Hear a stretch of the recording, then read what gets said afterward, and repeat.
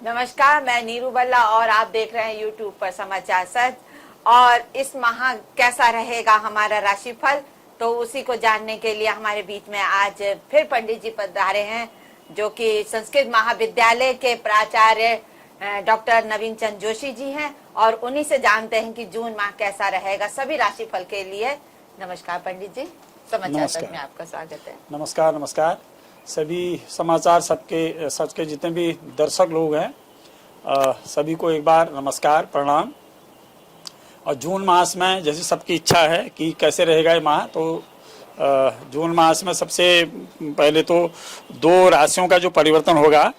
एक तो 15 तारीख को मिथुन राशि में यानी बुध की राशि में भगवान सूर्य संक्रमण करेंगे, और 2 जून को जो है शुक्र अपनी राशि से चंद्रमा की राशि यानी कर्क में जाएंगे। तो इनका 12 राशियों में अलग अलग प्रकार से प्रभाव पड़ेगा। ये मैं थोड़ा सा आप लोगों को स्पष्ट कर दूं। ये जो फलादेश हम बताते हैं, ये हम गोचर ग्रहों के हिसाब से बताते हैं कि इस माह में जो ग्रहों का परिवर्तन रहा, तो 12 राशियों में किस किस प्रकार का आर्थिक स्थिति, राजनीतिक स्थिति, क्या क्या उनकी परिवर्तन होगी, ये एक गोचर ग्रहों का फल है। शेष जो फल का, जो कुंडली का जो मुख्य फल होता है, वो कुंडली में आपके ग्रह कहाँ हैं, लग्न कुंडली, नवमांश कुंडली और गोचर ग्रहों में जहां जहां जिस तरह की दशाएं चलती हैं उस दशाओं के हिसाब से। लेकिन जो वर्तमान में गोचर ग्रह इस प्रकार से बदलते हैं, तो उसके हिसाब से भी प्रायः राशियों में प्रभाव पड़ता है। तो उसमें सबसे पहले बात करें मेष राशि की। देखिए, मेष राशि में देवगुरु बृहस्पति जी है, यानी धनु और मीन राशि के स्वामी बैठे हुए हैं, साथ में राहु भी हैं और बुध भी हैं। बुध इसके बाद परिवर्तन कर जाएंगे, यानी कि मेष राशि में गुरु चांडाल योग भी है, और मेष राशि से सप्तम स्थान में केतु की स्थिति है, और मेष राशि से ही आय स्थान में शनि की स्थिति है। तो स्पष्ट है कि देखिए, मेष राशि में बृहस्पति जी पंचम स्थान, सप्तम स्थान और भाग्य स्थान को देखेंगे, तो मेष राशि के लिए मिला जुला असर इस महीने के अंदर में 1 जून से लेकर के 30 जून तक का जो समय इसमें रहेगा, तो इसमें थोड़ा ग्रहों का परिवर्तन भी होगा, इसमें मिला जुला असर रहेगा। लेकिन मेष राशि के लिए जो जातक प्रतियोगिताओं की तैयारी कर रहे हैं या जो कैरियर की संबंधी कोई चिंताएं करें, तो उनकी कैरियर संबंधी चिंताएं इस माह के उत्तरार्ध में यानी 10 दिन के बाद का जो समय रहेगा, यानी सूर्य जहां आगे अगली राशि में जाएंगे, मिथुन राशि में जाएंगे, तो वहां उनके लिए परिवर्तन का योग बन रहा है। बृहस्पति जी निश्चित है कि उनके आय के स्रोतों को बढ़ाएंगे और राजनीतिक आर्थिक दृष्टि से मजबूत मेष राशि वाले इस समय होंगे। लेकिन थोड़ा सा उनके लिए जो दिक्कत वाली रहेगी स्वास्थ्य संबंधी थोड़ा, क्योंकि लग्न में राहु है, सप्तम में केतु है, पारिवारिक थोड़ी सी परेशानियां उनको आ सकती है। तो अब देखिए, मेष राशि वालों को उपाय क्या करना है। मेष राशि के स्वामी जो मंगल है, इस समय अपनी नीचस्थ राशि कर्क में बैठे हुए हैं, तो उनको सबसे पहले तो अपने राशि के स्वामी को मनाना चाहिए, मंगल यंत्र का पूजन करना चाहिए, मंगल स्तोत्र का पाठ करना चाहिए। कुछ नहीं भी हो तो नासे रोग हरे सब पीरा, जपत निरंतर हनुमत बीरा, हनुमान जी की उपासना करें, सारी बाधाएं दूर हो जाएंगी। विशेषकर मंगल के दिन का, शनिवार के दिन का ध्यान रखें, तो उस दिन विशेषकर अपने इष्ट का पूजन करें, हनुमान जी का पूजन करें, तो उनकी सारी बाधाएं दूर हो जाएंगी। और शेष जो आर्थिक दृष्टि और राजनीतिक दृष्टि से, पदमान प्रतिष्ठा की दृष्टि से देखें, तो मेष राशि का बहुत अच्छा ये माह रहेगा।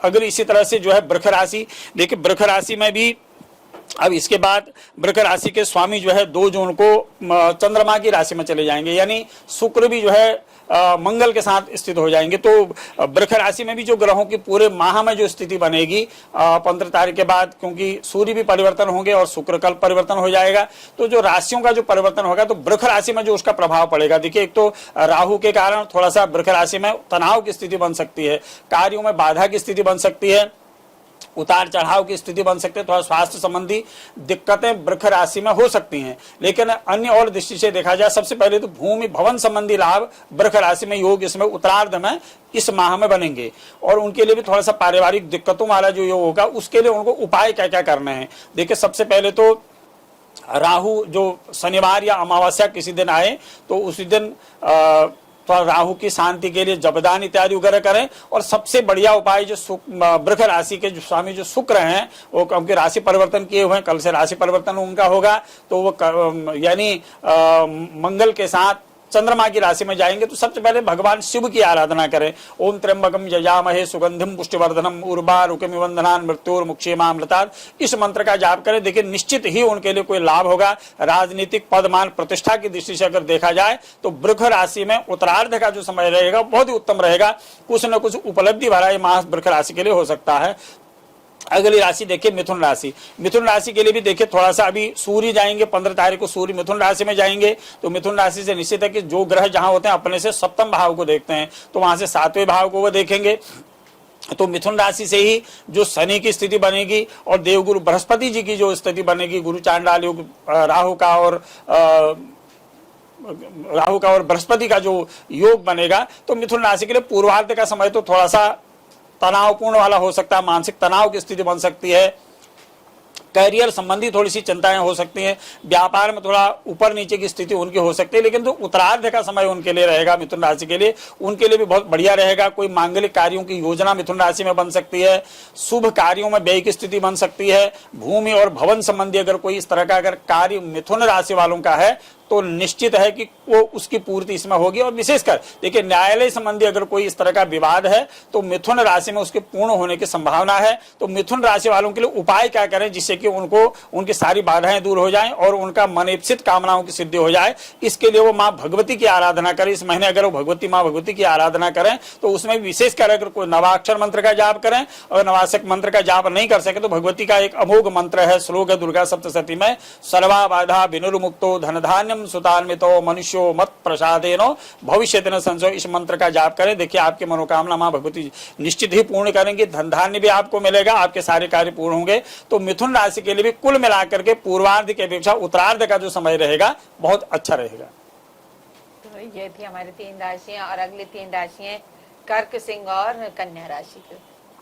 देखिए कर्क राशि में, क्योंकि कर्क राशि है और वृश्चिक राशि है, शनि की इसमें ढैया वहां पर है और कर्क राशि में ही नीचस्थ इस समय मंगल आए हुए हैं जो इस माह में लगभग पूरा रहेंगे। शुक्र भी यहाँ पर रहेंगे, यानी वृष राशि और तुला राशि के मालिक वहां रहेंगे।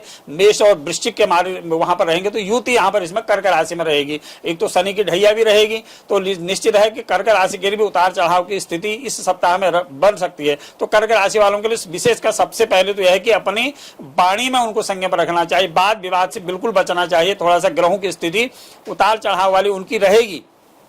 लेकिन जो देवगुरु बृहस्पति जी की जो स्थिति है, जो गुरु चांडाल योग जरूर है, लेकिन बृहस्पति जी अपने स्थान से पंचम स्थान को, सप्तम स्थान को, नवम स्थान को देखते हैं। तो निश्चित है कि बृहस्पति जी अपना फल तो जरूर देंगे, लेकिन राहु के साथ है तो गुरु चांडाल योग का भी प्रभाव उसमें रहेगा। तो थोड़ा सा वाद विवाद की स्थिति कर्क राशि में बन सकती है। तो कर्क राशि वालों को केवल अपनी वाणी में संयम रखना है।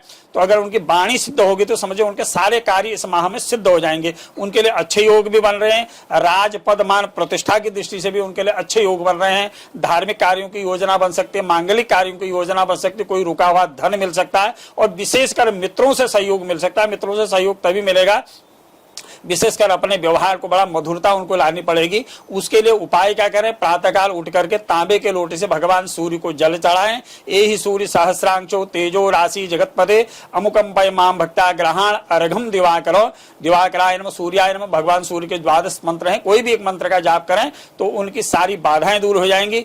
हो सके तो कर्क राशि वालों को मोती की माला इस महीने में धारण कर लें अथवा कोई सफेद चीज धारण करें तो वो उनके लिए लाभप्रद रहेगी। उत्तरार्ध का जो समय इस महीने का रहेगा, उतार चढ़ाव की स्थिति होते हुए भी उनको राज पद मान प्रतिष्ठा की दृष्टि से बहुत अच्छा योग भी उनका बन रहा है। और साथ में क्योंकि शनि की 7.5 भी है तो शनिवार के दिन शनि का दान भी अवश्य करें। तो उनके लिए भी कुल मिलाकर के ये जून माह जो है वो अच्छा फलकारक रहेगा। अगली राशि देखें सिंह राशि। सिंह राशि के अधिपति इस समय शुक्र की राशि में है और उसके तुरंत बाद वो बुध की राशि यानी मिथुन में आ जाएंगे। तो वहां अभी 15 के बाद सूर्य भगवान परिवर्तन करेंगे। तो सिंह राशि के जातकों के लिए भी जो करियर संबंधी जिनकी बहुत ज्यादा चिंताएं पहले से चली आ रही हैं, तो इस महीने के उत्तरार्ध का जो समय है विद्यार्थी वर्गों के लिए जो प्रतियोगिताओं की तैयारी कर रहे हैं, कंपटीशन की तैयारी कर रहे हैं, तो उनके लिए शुभ संकेत वाला ये उत्तरार्ध का समय निश्चित आएगा। करियर संबंधी उनको शुभ सूचनाएं मिलेंगी। अन्य और पारिवारिक संबंधी भी उनके लिए अच्छा ये माह जाएगा।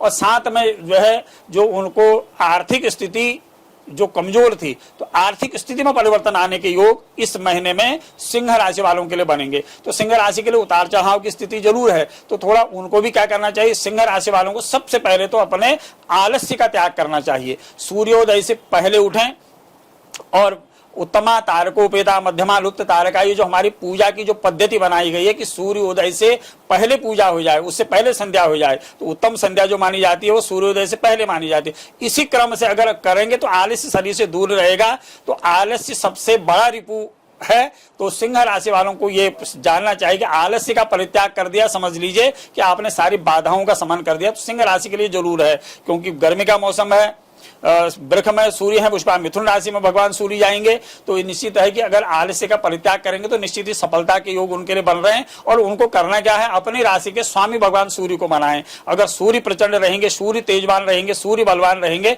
निश्चित ही उनको अच्छे फल की प्राप्ति होगी। भूमि भवन वाहन संबंधी अच्छे लाभ के योग सिंह राशि में बन रहे हैं। रुका हुआ धन भी उनको मिलेगा, लेकिन सबसे बड़ी जो चीज मैंने बताया कि आलस्य का परित्याग करें तो उनकी सारी कामनाएं पूर्ण होंगी। भगवान सूर्य को अर्घ्य दें, और साथ में हो सके तो अगर कुंडली के अनुसार अगर उनको माणिक्य अगर उचित पहनना हो कुंडली के अनुसार, तो कुछ दिनों माणिक्य पहनने, न भी पहने तो भगवान सूर्य को प्रातःकाल देखें, जल भी दें और विटामिन डी, दोनों चीज उनको मिल जाएंगे। तो समझिए उनके ये कुल मिलाकर के ये जून माह का जो उत्तरार्ध का जो समय रहेगा बहुत अच्छा रहेगा। और कैरियर संबंधी जो बच्चे तैयारी कर रहे हैं उनके लिए तो माह बहुत अच्छा है, उनके लिए बड़ा स्वर्णिम अवसर भी ये हो सकता है, ग्रहों की जो स्थिति बन रही है। अगली राशि देखिए कन्या राशि। इसी तरह से कन्या राशि से भी देखिए, कन्या राशि से द्वितीय भाव में केतु है और अष्टम भाव में गुरु, बृहस्पति और बुध की युति बन रही है। यानी गुरु चांडाल योग जो बन रहा हो अष्टम भाव बन रहा हो। अष्टम भाव कुंडली में जो है मृत्यु का भाव, आयु का भाव माना जाता है। तो कन्या राशि के लिए पूर्वार्ध का जो समय है अपने शारीरिक थोड़ा कष्टता के लिए भी है, रोगों के लिए भी है, पारिवारिक परेशानी के लिए भी है, और व्यर्थ धन व्यय का भी योग उसमें पूर्वार्ध में बन सकता है। लेकिन जो 15 तारीख के बाद ग्रहों का परिवर्तन होगा, जैसे शुक्र भी अपने राशि को परिवर्तन कर चुके हैं, तो यहां से थोड़ा सा उनके परिवर्तन योग के बनेंगे। नंबर एक तो रुका हुआ जो उनका धन है, व्यापार में जो उतार चढ़ाव की स्थिति बन रही थी, व्यर्थ विवाद की स्थिति बन रही थी, पारिवारिक तनाव की जो स्थिति बन रही थी, वहां से 15 तारीख के बाद उनमें थोड़ी सी कमी आएगी। उनके लिए भी देखो कन्या राशि के लिए इसमें क्या करना चाहिए, भगवान शिव में अभिषेक करना चाहिए, दूध दही घी से शहद से अभिषेक करें और भगवान शिव की आराधना करें, नवाक्षर पंचाक्षर मंत्र का जाप करें, तो उनकी भी सारी बाधाएं दूर होंगी। विशेषकर इस सप्ताह का जो उत्तरार्ध का समय आ रहा है, एक सप्ताह का जो समय उनके लिए ग्रहों की जो योग की स्थिति बन रही है, चंद्र कुंडली से जो उनकी योग की स्थिति बन रही है, कोई राजनीतिक पद मान प्रतिष्ठा की वृद्धि कन्या राशि में हो सकती है। तो इसके लिए वो भगवान शिव की आराधना करें, इच्छित फल बिनु शिव अवराधे, और बिना शिव की आराधना के तो कोई भी इच्छाएं पूरी, मनोकामनाएं पूर्ण नहीं होती। तो कन्या राशि के लिए चाहिए कि भगवान शिव की आराधना आज से आरंभ कर दें, फिर देखिए मंगल ही मंगल आपको इस महीने में मिलेगा। और अगली राशि जो तुला राशि आ रही है, तुला राशि में भी देखिए केतु तुला राशि में बैठे हुए हैं। तुला राशि से ठीक सप्तम भाव में, जाया भाव में, पत्नी भाव में, जो पति का भाव है सप्तम भाव, वहां पर राहु और देवगुरु बृहस्पति जी बैठे हैं, बुध भी पड़े हैं, बुध इसके बाद राशि परिवर्तन करेंगे। तो लेकिन गुरु चांडालियो सप्तम भाव में बैठ रहा है, तो तुला चंद्रात सप्तम होगा, चंद्रमा से यानी तुला से ठीक 7वें भाव में पाप ग्रह है, लेकिन पाप ग्रह के साथ साथ बृहस्पति जी भी वहां पर बैठे हुए हैं। तो बृहस्पति थोड़ा अंश में ज्यादा बढ़ेंगे, तो बृहस्पति जी पंचम भाव को, लग्न को, और पंचम सप्तम और नवम दृष्टि जो बृहस्पति जी की रहेगी, तो स्थान हानि करो जीवो स्थान वृद्धि करी शनि। थोड़ा सा पारिवारिक दिक्कतें तो तुला राशि में पूर्वार्ध में निश्चित ही आएंगी, लेकिन देवगुरु बृहस्पति जी का बल ऐसा है कि ये सारी समस्याओं का समाधान उनका हो जाएगा।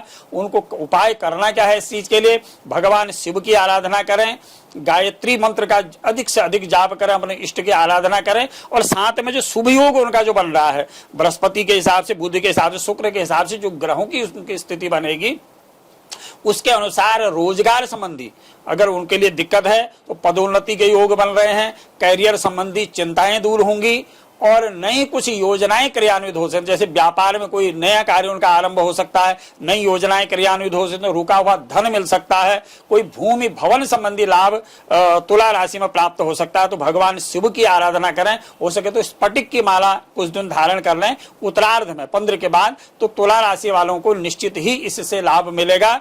और साथ में भगवान शिव की आराधना करें। कुल मिलाकर के शनि राहु से ग्रसित थोड़ी सी राहु राशि है, तो उनकी शांति के लिए क्या करें, जैसे आवारा पशु पक्षी इत्यादि वगैरह, इनको अन्न है, जल है, ये दें। गर्मी का मौसम है तो निश्चित है कि सारी बाधाएं, जितने में हम आकाशीय पक्षों को, जमीन में चलने वाली जितने भी इस तरह के आवारा जो असहाय जो जानवर इत्यादि, अगर इनकी अगर हम सेवा करते हैं तो समझो हमारी सारी बाधाएं दूर हो जाएंगी।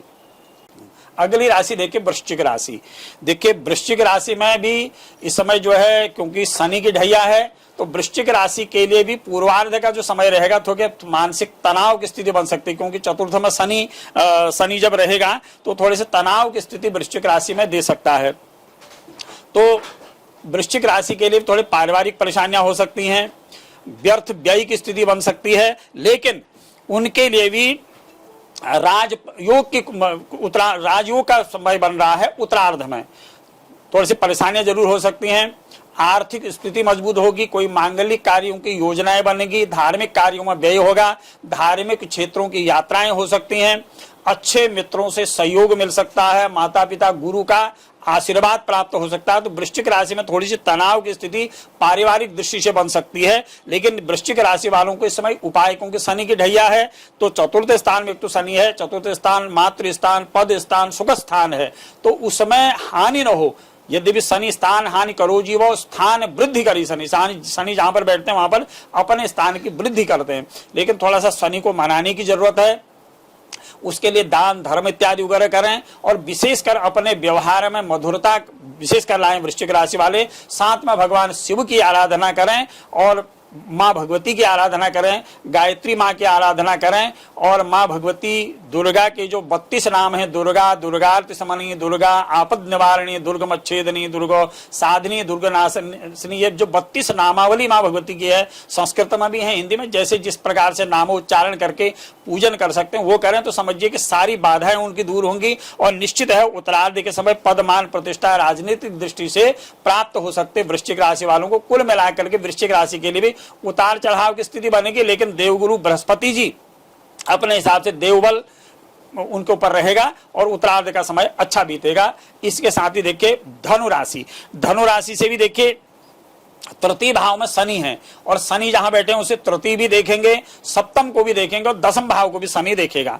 तो धनु राशि के लिए सबसे पहले तो धनार्जन के अच्छे योग रहेंगे। वो धन किसी भी दृष्टि से आए, रुका हुआ धन आए, परिश्रम से धन आए, तो धन की स्थिति से जो परेशानी धनु राशि में बनी हुई थी, इस जून माह में धन की दृष्टि से उनके कुंडली में जो योग बन रहे हैं वो अच्छे योग बन रहे हैं। साथ में थोड़ी सी शारीरिक परेशानी के भी योग धनु राशि में बनते हुए दिखाई दे रहे हैं। थोड़ा सा शारीरिक परेशानियां हो सकती हैं, संतान संबंधी थोड़ी सी चिंताएं बढ़ सकती हैं धनु राशि में। तो उसके लिए धनु राशि को उपाय क्या करना है, एक तो हो सके पूरे माह में कभी भी एक दिन या तो 3 दुर्गा सप्तशती के पाठ कराएं, या घर में देवी का संपुट पाठ कराएं। सर्वा बाधा विनिर्मुक्तो धन धान्यम सुतान्वितो मनुष्यो मत प्रसादेनो भविष्यति न संशय, इस मंत्र का, नहीं तो कुछ नहीं भी तो इसी मंत्र का रोज जाप करें। माँ के आगे घी का दिया जलाएं, और उनकी मनोकामना माँ की कृपा से निश्चित ही पूर्ण होंगी।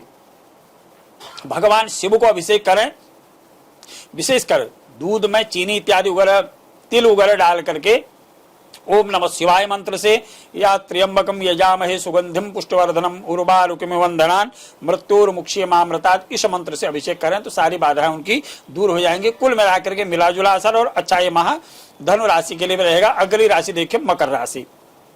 मकर राशि है, कुंभ राशि है, मीन राशि है, तीनों राशि में शनि की 7.5 इस समय चली हुई है। तो मकर राशि से भी द्वितीय भाव में यानी मार्केश भाव में शनि भगवान बैठे हुए हैं, और चतुर्थ स्थान में गुरु चांडाल योग यानी राहु और देवगुरु बृहस्पति जी की स्थिति बनी हुई है। तो यानी मकर राशि के लिए भी जो ग्रहों के जो योग बन रहे हैं उतार चढ़ाव वाले बन रहे हैं, लेकिन उनके लिए इस माह का जो उत्तरार्ध का समय है, भूमि भवन संबंधी जो उनके योग हैं बहुत अच्छे योग बन रहे हैं। कोई भूमि या भवन लेने की योजना उनकी बन सकती है, धार्मिक कोई योजनाएं बन सकती हैं, कोई मांगलिक कार्य की योजना बन सकती है, मांगलिक कार्य क्रियान्वित हो सकते हैं। संतान संबंधी विशेषकर जो बहुत लंबे समय से उनकी चिंताएं चली आ रही हैं, वो चिंताएं उनकी मकर राशि वालों की दूर होंगी। लेकिन थोड़ा क्योंकि शनि द्वितीय भाव में है तो थोड़ा शनि का उपाय उनको करना चाहिए। नीलांजन समाभासम रविपुत्रम यमाग्रजम छाया मार्तंड संभूतम तम नमामिम शनिश्चरम, इस मंत्र का शनिवार के दिन जाप करें। सूर्योदय से पहले शनि मंदिर में जाएं, शनि में तेल इत्यादि वगैरह चढ़ाएं, प्रणाम करें। दुखी दीन दरिद्र लोग जितने भी हैं उन लोगों को अन्नादि दें, जिनको जो चीज की आवश्यकता हो। ऐसे गरीब लोग, पशु पक्षी, उनको जल दें। कुछ नहीं भी हो तो नदी इत्यादि में जो मछली इत्यादि को अगर दाना दें, किसी न किसी प्रकार से भूखे जीवों की भूख की शांति करें तो समझिए उनकी जीवन की सारी बाधाएं दूर हो जाएंगे। तो मकर राशि को थोड़ा सा ये करने की आवश्यकता है। शेष उनके लिए भी आर्थिक राजनीति की दृष्टि से माह बहुत उत्तम रहेगा। अगली राशि देखिए कुंभ राशि। कुंभ राशि में तो मकर और कुंभ के स्वामी जो शनि है बैठे हुए हैं। स्थान हानि करो जीवो स्थान वृद्धि करी शनि। शनि जहां पर बैठे हैं तो शनि गुरुदेव की तरह अगर कोई देवता कृपा करते हैं तो वो हनुमान जी है। तो हनुमान जी का स्मरण करें तो सारी बाधाएं, सारे संकट हनुमान जी सारे दूर आपके कर देंगे। तो कुंभ राशि वालों के लिए इस पूरे माह में हनुमान जी का उनको उपासना करनी चाहिए। विशेषकर मंगल और शनिवार के दिन तो विशेषकर हनुमान जी की उपासना करें। तो कुछ चीजों में थोड़ा सा उनको सावधानी बरतनी चाहिए कि लेन देन का जो व्यवहार है उसमें थोड़ा ऋण लेना, ऋण देने में थोड़ी सी सावधानी बरतनी चाहिए। शेष राजनीतिक और आर्थिक दृष्टि से देखा जाए तो कुंभ राशि के लिए बहुत अच्छा यह माह रहेगा। अगली राशि अंतिम राशि मीन राशि। देखिए मीन राशि के स्वामी है देवगुरु बृहस्पति जी और वो बैठे हुए हैं इस समय मंगल की राशि में, यानी मीन राशि से द्वितीय भाव में इसमें मीन राशि के यानी लग्नाधिपति जो है वो द्वितीय भाव में राहु के साथ बैठे हुए, यानी मार्केश भाव में बैठे हुए। वहां से उनकी दृष्टि राहु की तो सीधे अष्टम में रहेगी और देवगुरु बृहस्पति जी पंचम और सप्तम नवम भाव में इस तरह से दृष्टि रखेंगे। तो मीन राशि के लिए भी सबसे पहले तो स्वास्थ्य की दृष्टि से इस पूरे माह में उनको सतर्क रहना चाहिए। स्वास्थ्य की दृष्टि से अपना विशेषकर ध्यान रखें।